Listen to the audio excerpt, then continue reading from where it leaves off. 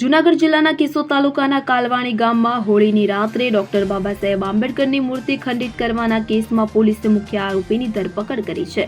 આ ઘટના ગત 14 માર્ચની મધરાતથી સવારના 8 વાગ્યા દરમિયાન બની હતી કે જેનો મુખ્ય આરોપી હિતેશ દયાતર કાલવાણી ગામનો જ રહેવાસી છે। પોલીસ તપાસમાં બે અન્ય આરોપીઓ અભય દયાતર અને નરેશ જયસિંહ દયાતરની સંડોવણી પણ બહાર આવી છે। આરોપીઓએ મૂર્તિ પરથી ફુલહાર ઉતારી ફેંકી દીધો હતો અને પથ્થરથી મૂર્તિને નુકસાન પહોંચાડ્યું હતું। આ ઘટના બાદ કાલવાણી ગામ અને કેશોદ વિસ્તારના અનુસૂચિત જાતિ સમાજે આવેદનપત્ર આપી પોલીસ ફરિયાદ નોંધાવી હતી। તે ગામના રતિલાલ પાત્રે નોંધાવેલી ફરિયાદના આધારે પોલીસે ગણતરીના દિવસોમાં મુખ્ય આરોપીને પકડી પાડ્યો તો પોલીસ તપાસમાં જાણવા મળ્યું છે કે આરોપીઓએ હોળીની રાત્રે ટીખળકોરીમાં આ કૃત્ય કર્યું હતું। મુખ્ય આરોપી હિતેશ દયાતર સામે અગાઉ પણ મારામારીનો કેસ નોંધાયેલો છે। હાલ પોલીસે કોર્ટની ગાઈડલાઈન મુજબ મુખ્ય આરોપી સામે કાર્યવાહી શરૂ કરી છે અને અન્ય બે આરોપીઓની ધરપકડ માટે તપાસ હાથ ધરી છે। ગઈ તારીખ 14/3/2025 એટલે કે હોળીની રાત્રિના કલાક 1:30 વાગ્યાથી કરીને 8 વાગ્યા દરમિયાન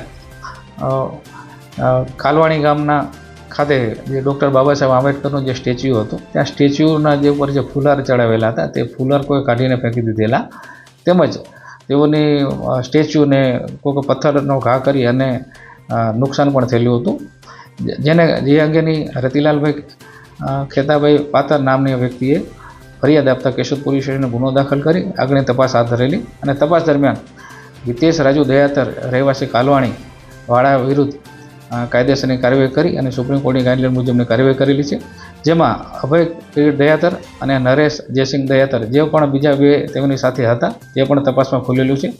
તેઓના વિરુદ્ધ પણ કાયદેસર કાર્યવાહી કરવાની તજવીજ હાથ ધરેલી છે અને તપાસ દરમિયાન જાણવા મળે છે કે આ ત્રણ જણ કોઈ ટીકળખોરી કરી અને આ ઘટનાને અંજામ આપેલો છે અને હિતેશ રાજુ વિરુદ્ધ પણ અગાઉ મારામારીનો બનાવ દાખલ થયેલો છે, ગુનો દાખલ થયેલો છે તેવી પણ હકીકત જાણવા મળેલી છે। Bureau report CN24 news.